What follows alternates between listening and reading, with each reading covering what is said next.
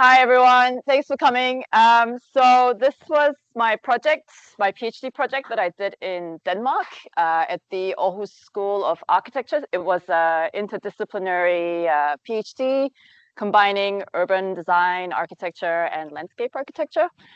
And it was called Urban Seascaping, How to Live Not Just by the Sea, but with the sea. So it's dealing with how we can use seascapes, and in my case, seaweed, as part of coastal adaptation and urban development. So the PhDs in Denmark, can you do the timer? They usually give you a problem to solve. So the problem that I was given was, how can coastal cities of Denmark integrate the sea and its life forms to contribute towards re-envisioning urban development in light of sea level rise and increasing storm surges? So it's really dealing with three main issues that crosses over. One is the sort of unsustainable way of sort of developing our coastal cities, especially waterfront and harborfront area, that are just not designed to handle future levels of water or flooding and so on, and the need to actually reduce and capture carbon so that a lot of these climate change impacts are lessened. And lastly, we have to also adapt to the changing climate, and in this case, sea level rise and more frequent storm surges. So the way I dealt with that question was looking at it from sort of a seascape perspective. So as sea level rises and infiltrates our coastal cities, bringing along its marine life forms, what if we seascaped with seaweed, just like we landscape with trees and flowers, as an alternative to addressing the various wicked problems posed by climate change? And so as landscape architects, we rarely think about the marine realm or seascapes. So that was kind of the main hypothesis I was thinking about. And this idea of focusing on seaweed comes from my heritage. So I'm South Korean, and in Northeast Asian cultures, seaweed is a huge part of the culture. First of all, we don't even call it weed. We have common names for them. People are aware of these different types of seaweed and can identify them, just like the way you can identify between a tulip or a sunflower. And every birthday, you would eat a seaweed soup. It's kind of like our birthday cake. And we're one of the biggest producers of seaweed, in which that you could even see this productive land seascape from a NASA satellite. And even if you look at from a New Zealand Maori history, kelp, the limu rapa, they have been used as food bags, they've been used as surfboards, and they've been used as like diet in winter months. So there's like a cultural heritage associated with it. Oh, okay.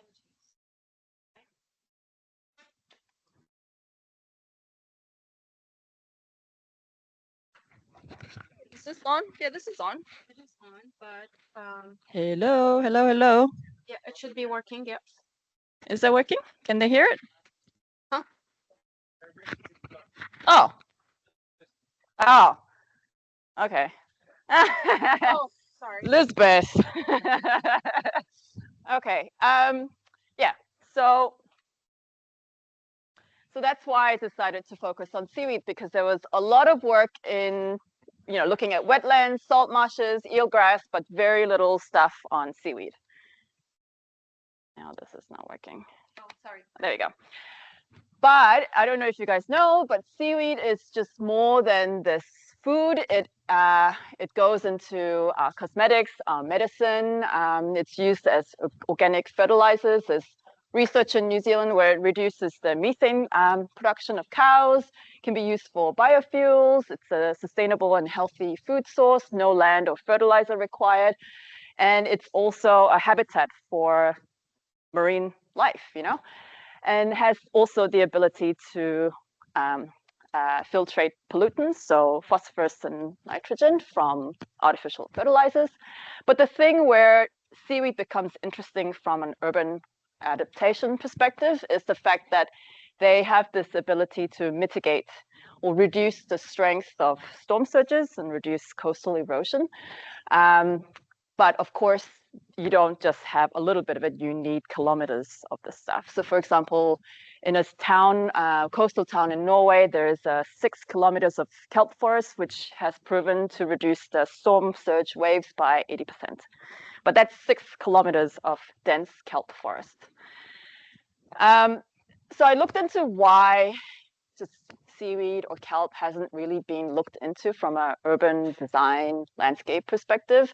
And there's a lot of misconceptions about algae. So there's a confusion between macroalgae, which is seaweed, versus microalgae. They're usually blamed for eutrophication and algae blooms, which is usually due to human activities. There's again, the naming, we call it weed. We see it as a nuisance. We see seaweed as this ugly, smelly thing on the beach we want to avoid. And because it's a submerged plant as opposed to ones that are, visible, we sort of treat it as out of sight, out of mind. And when it comes to mapping, which is a visual medium that we use to make decisions about coastal development, we adorn a lot of the terrestrial plants with so much detail and color, but when it comes to the sea, it's a dark, abstract, lifeless plane. So there is also a problem with representations as well. So I think this quote is quite appropriate when we're looking at seaweed. It's really hard to care and love something that is so disenchanting. So how do we bring back enchantment back into seaweed and in the way we design our coastal cities? And again, if you look at a lot of our contemporary coastal cities, it's not just New Zealand, but in Denmark and America and lots of other places.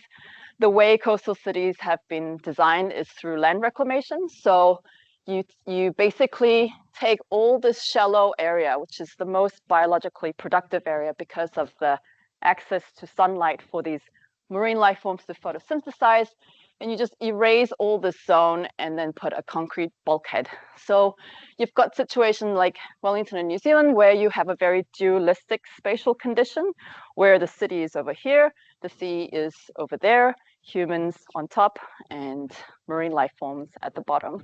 And that kind of interaction and entanglement is not really visible from a spatial perspective. And the way we also look at the sea is very view-centric. The sea view has been commodified into a very profitable real estate, which has caused a lot of gentrification in these waterfront areas. And now these new waterfront residential areas with the sea view, not only are they expensive, but they're also unsustainable. They cannot handle the excess water as they are in a risk zone. And, a lot of the designs, for example, this is a very famous design by Heatherwick Studio in New York. We are entrenched in what's called a terrestrial bias, where we think from a very land-based perspective. So instead of engaging with, let's say, seascapes or waterscapes, we're just building parks on top of the water at like huge expense as well.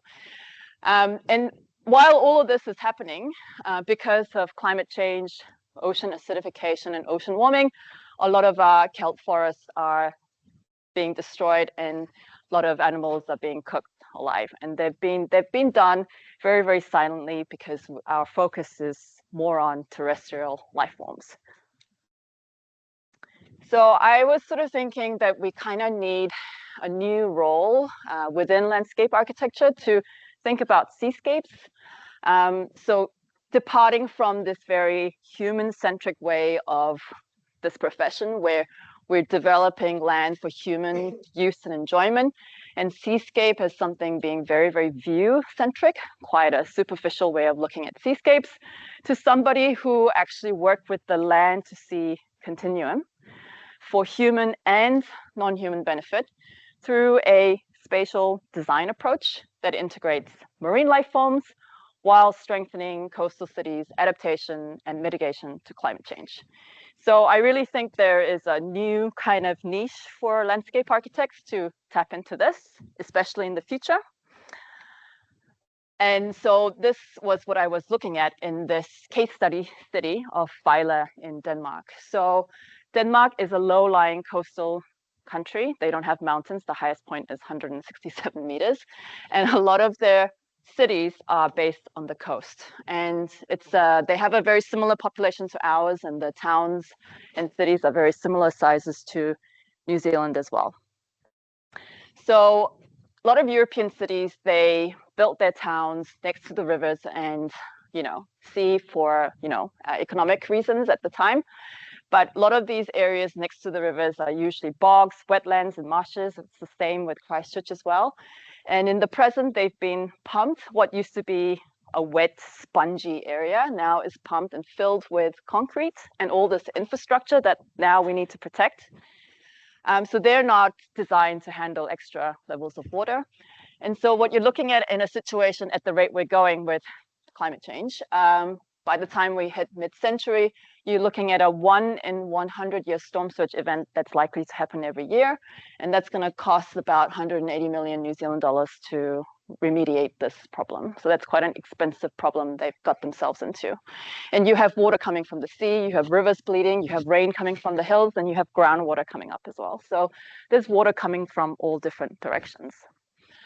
So this is the waterfront area that the City Council of Vila was looking at a new design competition asking landscape architects, marine biologists, artists, and architects and urban designers to rethink this edge condition and how do we make this a protective urban shoreline.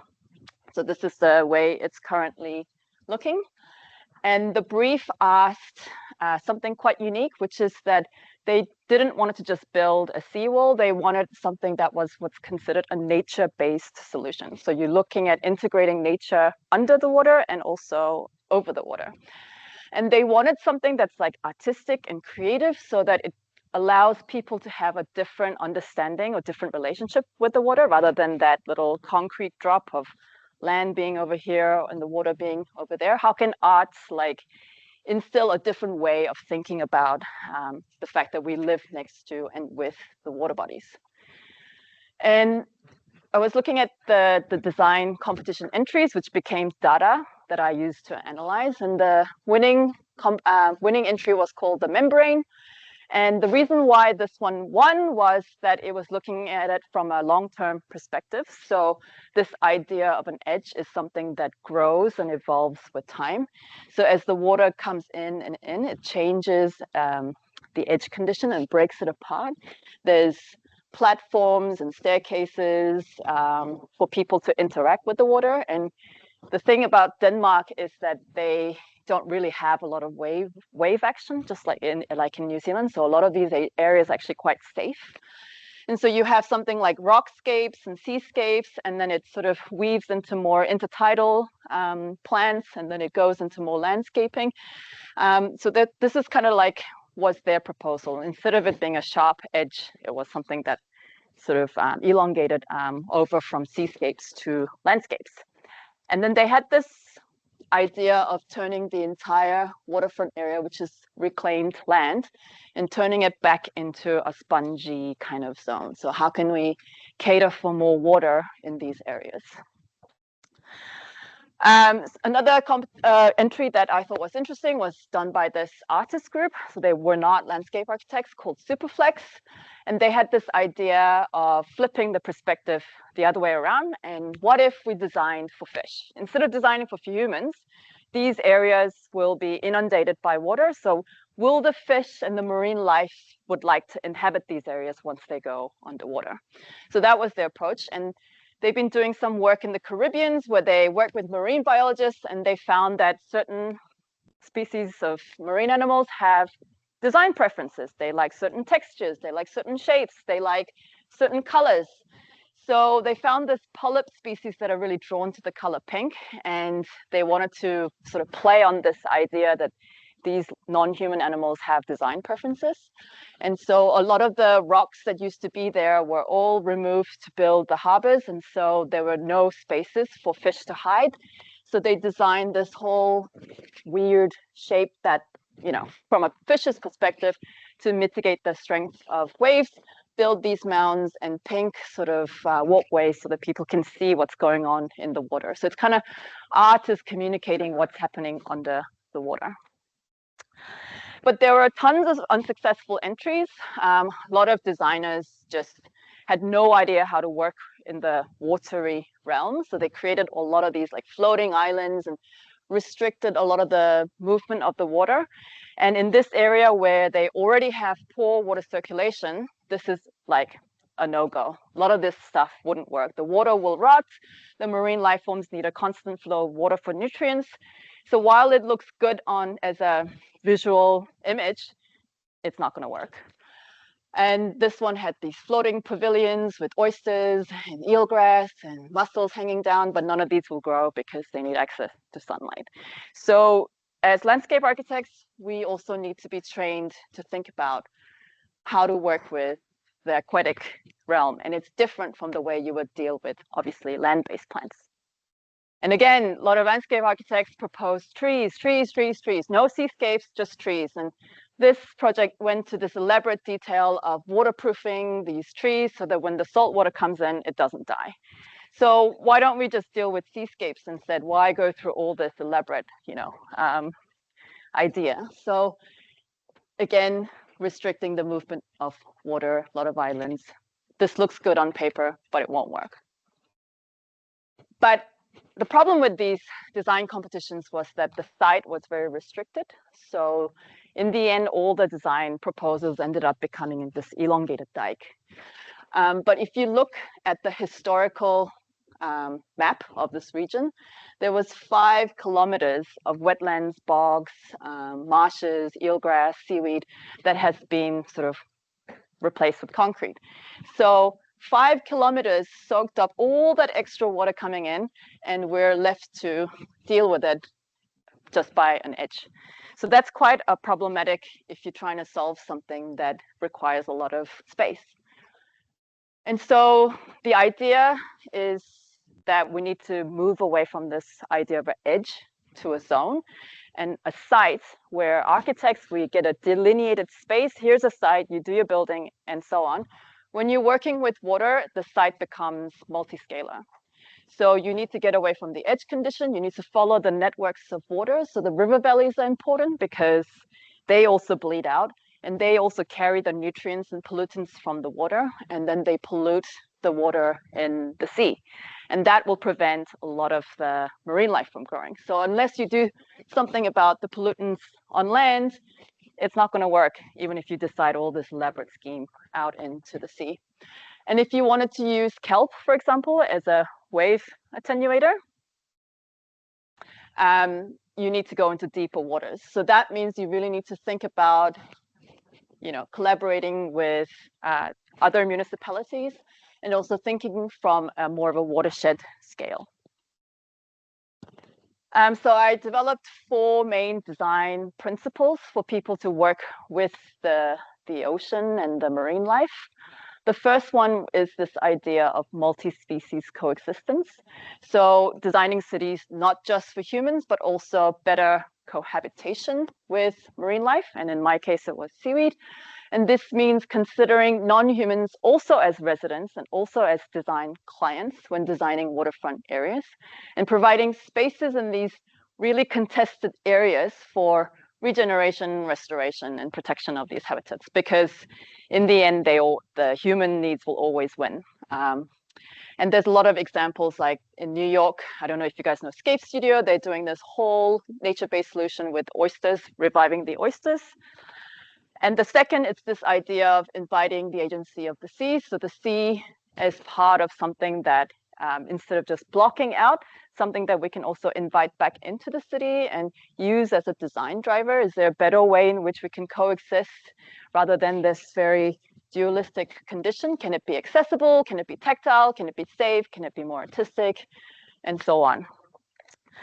Third, going beyond this idea of edge that I've mentioned, and that also means moving away from just traditional seawalls and pumps and gates, but also looking at being critical about ocean sprawl, land reclamation, and also this idea of also degrowth of this area and converting it to something a bit more nature-based, and maybe developing it in areas that are higher zones rather than constantly trying to expand in areas that are essentially a risk zone. And lastly, this important thing, which is to make this invisible thing visible. So how do we make, as designers, this invisible realm visible? And there are a lot of projects that try to work with this. For example, we even have one in Wellington where they've created these, I think it was like architecture workshop. They did these rock pools, so different things appear on the depending on the tide. We have something like sea gardens in Copenhagen where you can hoist up mussels and seaweed so the kids can learn about the marine life forms. And when I was in Venice during the lockdown, a lot of the boat activities stopped, so the sediments were actually able to settle, and then it was the first time where the residents could actually see what was in their canals. So they reported seeing seahorses, fish, seaweed, and so on. So it's not just about spatial intervention, but also we really need to clean up our waterways, because, for example, in Littleton, that's also a huge problem where we can't see beyond 11 centimeters. You can't even see your palm of your hands. And so that means riparian planting and wetland restorations on the hills so they capture the sediments as much as possible. So lastly, this urban seascaping thing, I mean, something that I made up, but you kind of see something like this happening in New Zealand as well. Like I mentioned in Wellington, this is a new project that's happening that is already built in Auckland. Unfortunately, this kelp island was value engineered, but it's this idea of trying to have a better relationship with the water rather than it's something that we just live next to. So that's from me. Thanks. Thank you. Any questions, comments for Sue? For online audience, please type your questions in the chat box. But from the live audience, do we have any questions? Comment. Well, I'm gonna say a couple of things. Thank you, Sue. For us landscape architects, it's a conversation we've been having for a little while, especially since you joined, is really looking at the extent of our intervention beyond the land. And this is something that landscape architects need to start thinking about. That example of the bad example, or one of the projects that didn't win, where they had all these trees and they had this intricate system for fresh water not to be contaminated by seawater. That's a lot of engineering. Yeah. Yeah. So yeah, Viola, what they're doing is they're actually doing all this buying back land next to rivers and then turning them into wetlands. And they're using artists to put all these different stations across the river. So you're telling the story from river to the sea. Which is something we can relate to here in Ottawa. Yep. Mountain to sea. Yep. Kind of look. Any. But yeah, a lot of this sort of stuff has been in the domains of engineers and marine biologists or just ecologists. They rarely involve creative disciplines, but now they're really starting to think about involving, creative disciplines like landscape architecture. Message from Steve. Kia ora, Sue. Thanks for an excellent and inspiring presentation. Have you had much engagement from city and regional councils and government agencies? In New Zealand or in Denmark? Oh, good question. Steve? In Denmark, yes. I was working with like 3 different municipalities, and it was part of this whole kind of coastal city research network, and they were, yeah. Aotearoa. No, not in Aotearoa. No, unfortunately. Maybe. Hey, if they want to give me a job, sure. Happy. But just a quick note, everyone. Sue is an architect by trade, so she finally saw the light and picture. So that's a cup five for you. Yeah, and so people who are doing 322 next semester will be doing something like this as part of the design studio. Yes. So yeah, that would be a really cool thing for our students to start exploring as you're studying, to see the world beyond the land, and start looking at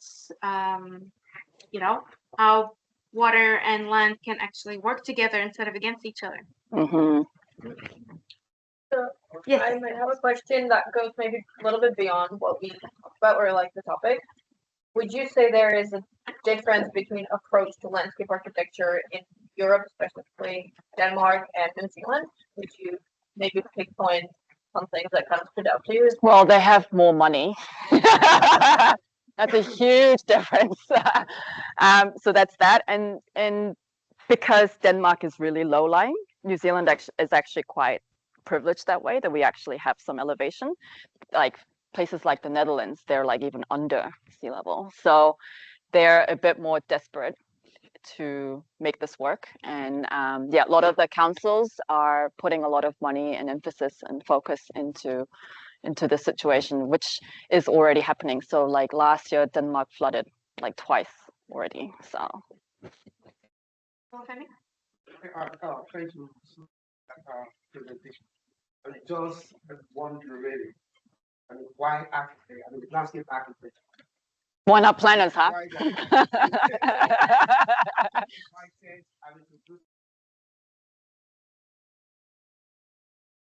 trying to. Well, Because landscape. Yeah. We separated and really.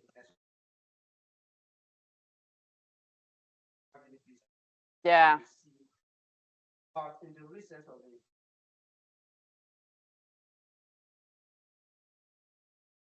the sea. Yeah. Yep. I think it's good. Start thinking now. Yep. Architecture. Planning. Yep. Yep, you're right. Actually, landscape actually does have the water included in the term, but I guess from a surface value, when you just approach the term, you just think of it as a terrestrial thing. But yes, landscape actually does include water bodies. But yeah, I guess the question why landscape architects and not planners or marine biologists or something, and I guess this is where the human and the non-human interacts, and that's kind of our job, I think, is to create a space in which those two can meet. Whereas ecologists are more focused on non-humans, or you could say engineers are more focused on human interests or industry interests, and I think designers can really be the people who bridge these things together in a way that is more interesting or harmonious, or yeah. I see a hand, but I don't see the face. Oh, Hamish. Oh, Hamish. Hi, Hamish. Just wondering, in your research, did you look for analogous work on, say, lake queen? No, it was more focused. I had to focus it on seaweed because you know how it is, right? PhD, you have to find your niche. But yeah, I mean, like the river ecology is really, really important in order for marine ecologies to survive because of the sediments. And Denmark, like New Zealand, is a huge agricultural nation. So most of the land is just, yeah, for farming, and they just have tons and tons of phosphorus and nitrogen going off into the waters. And so 80% of the coastal waters are dead. So it's a marine dead zones.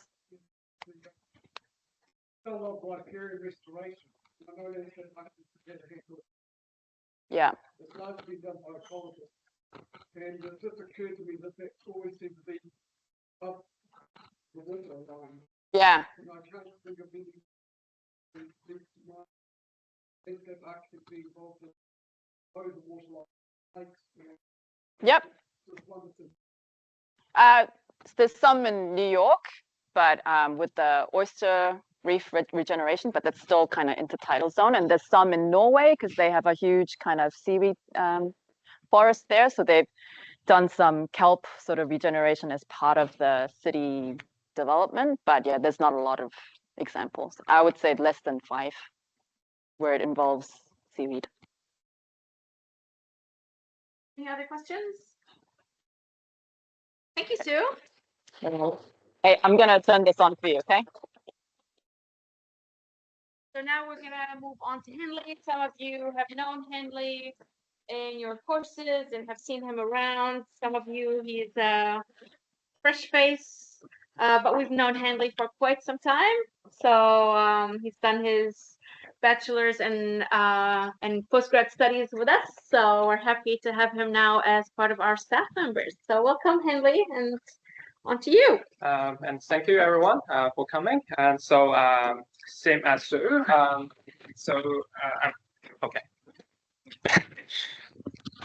So same as Soo, what I'm going to present today is also related to my PhD research. And I did my PhD in a way of thesis by publications. So it's kind of like a big research consisting of a range of smaller studies.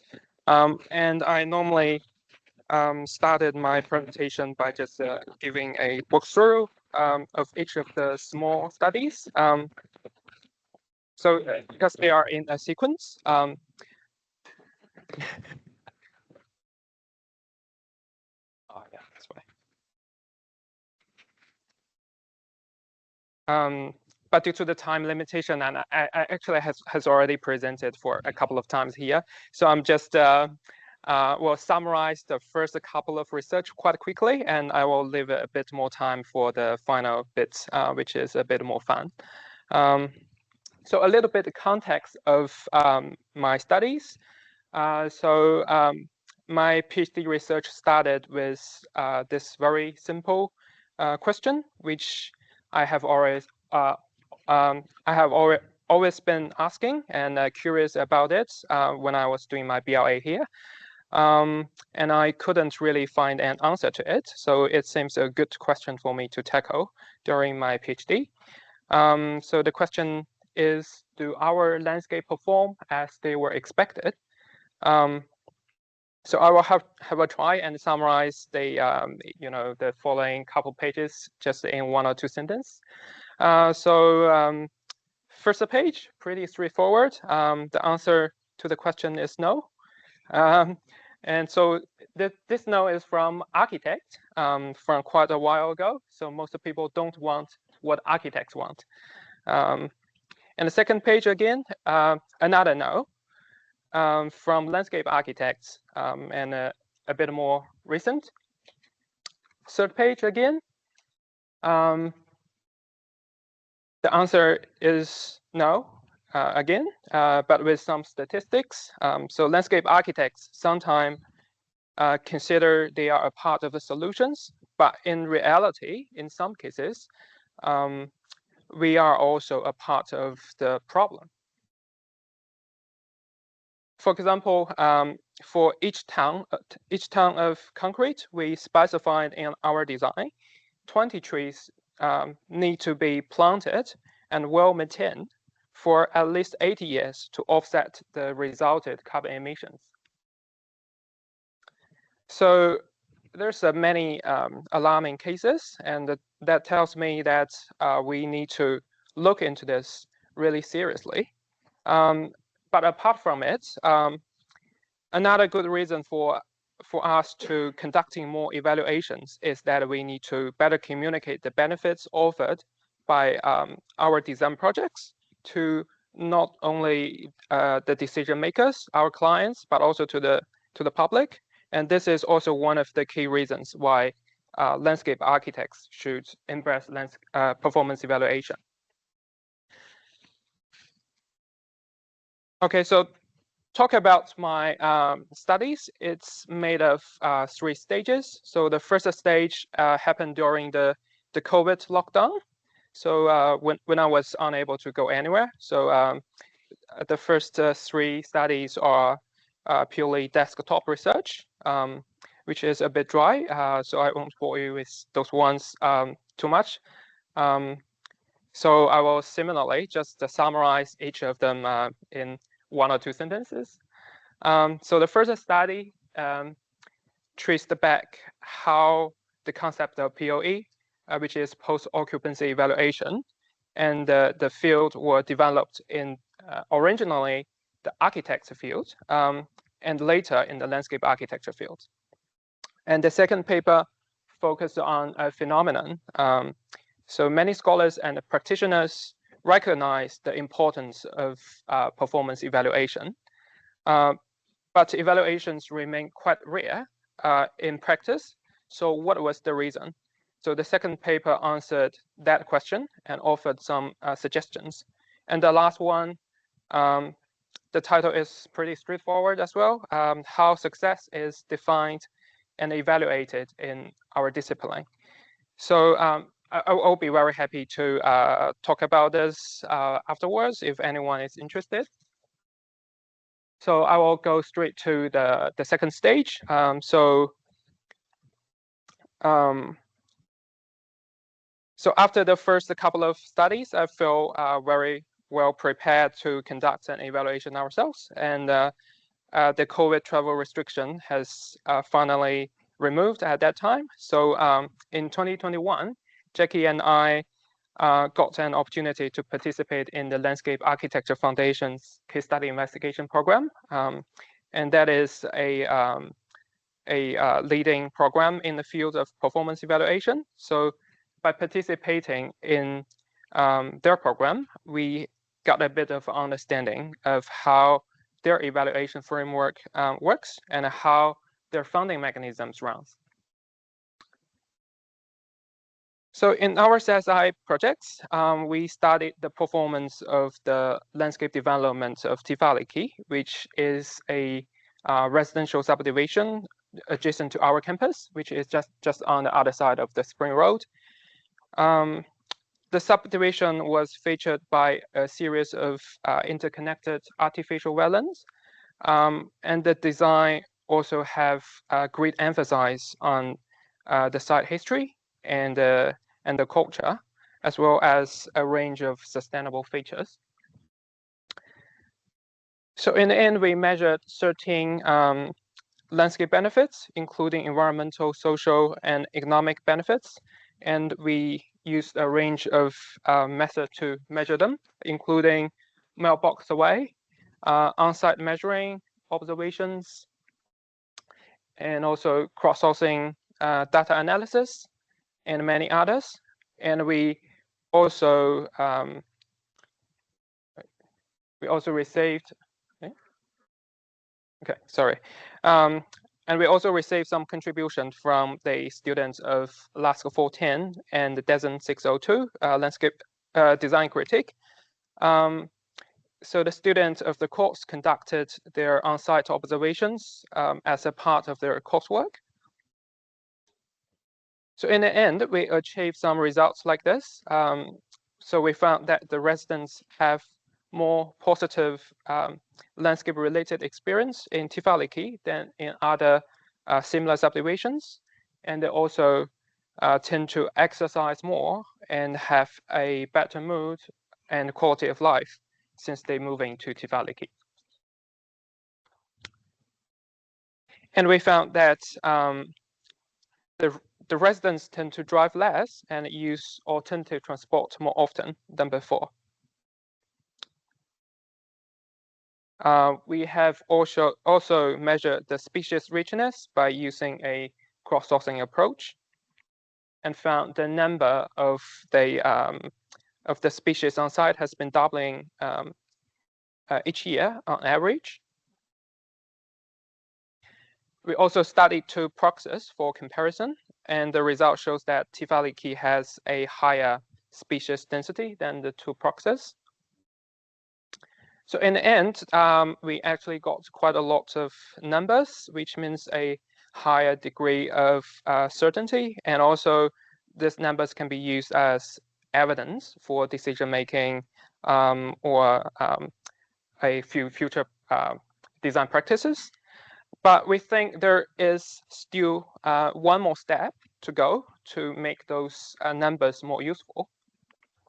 So for example, we now know the landscape can sequester 239 tons of carbon each year and reduce 5% of on-site runoff. But do these numbers really mean a successful outcome? What if the landscape is only be able to say just to reduce 100% of the runoff or 0.1% of the runoff? Will the number still indicate success? And considering that this benefits didn't come at no cost, and the cost can actually be used to support other benefits. So there is actually another question related to opportunity cost, which is the loss of other alternatives when one alternative is chosen. So in this case, we actually can't tell whether those numbers are good enough or not, and how large the number need to be to justify the costs. So therefore, we still can't tell whether a design can be considered successful or not. So this leads to another study of us, which tackles one simple question: how much are our landscape worth, and whether the benefits they provide exceed the costs. So imagine you are chilling in a well-designed green oasis in your neighborhood, and how do you put a price tag on this slice of heaven? And some may call it priceless, and others probably would say, well, it's certainly worth a bunch, but really don't have a clue about giving an exact number. And that's also when they hit you with the follow-up. Why even put a value on it? And is it ethical to do it? And can you put a price tag on stuff like mental well-being, our health, and maybe some cultural significance? So we need to explore a bit more why we have to measure the value of our landscapes. So firstly, we all make decisions, and every choice we make involves a kind of mental tug of war, comparing the benefits with their costs. It makes no sense if the costs exceed the benefits. But here, I'm not just talking about the cold hard cash. It's actually it's not just how much money you need to spend and how much you can earn from it. It actually refers to the overall value, which includes environmental, social, and cultural value, both the tangible ones and the intangible ones. So at the end of the day, every move we make is to boost our human well-being. It is the same deal for landscapes. We need to make sure we can make smart choices, like figuring out how much we are willing to invest to safeguard a piece of history, or how much green goodness we want in our neighborhood. And another reason is it is required by law. For example, in New Zealand, there is RMA, Research Management Act, which requires a cost-benefits analysis for development, design, interventions, and decision-making in some cases.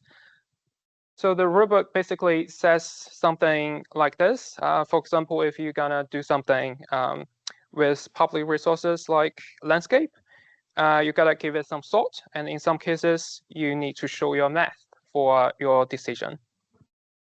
And similar practices also happen in European cities and in the USA, in the UK, and many international agencies like the World Bank, the United Nations Environment Program. And it's normally easy to come up with a value for tangible benefits, but intangible benefits can easily be ignored in cases people don't know how to put a number on them. However, landscape designs normally provide a lot of intangible benefits, such as aesthetic values, mental well-being, recreational opportunities, and cultural values as well. And we don't want them to slide out of the mathematics of the decision makers. And also within our own landscape architect community, we also want to make sure that we can make wise decisions and maximize the benefits. So that's where the math comes in. So it's important to measure and monetize the landscape benefits, but how are we gonna tackle this puzzle? It's actually a bit tricky because you don't see people treating green spaces in market, but their value actually hiding in plain sight in everyday behaviors. So think about how people make a decision when they buy a house. You probably want a view and you want easy access to recreational opportunities and ideally a well-designed park nearby. But we all know those perks usually come with a heftier price tag. So we are all in the mental tug of war. How, are these features truly worth that much? And when houses change hands, the owners are pretty much casting their vote on, how much these features are worth. So what our research did is basically we collected data on residential land transactions, including all the sales that happened in the past 1.5 decades. And there are thousands and thousands transactions. And we also mapped all the landscape features in the town, as well as the features that may also affect the land prices. And we plot them into a regression model and kind of statistically reverse engineered the contribution that landscape features had on the land prices.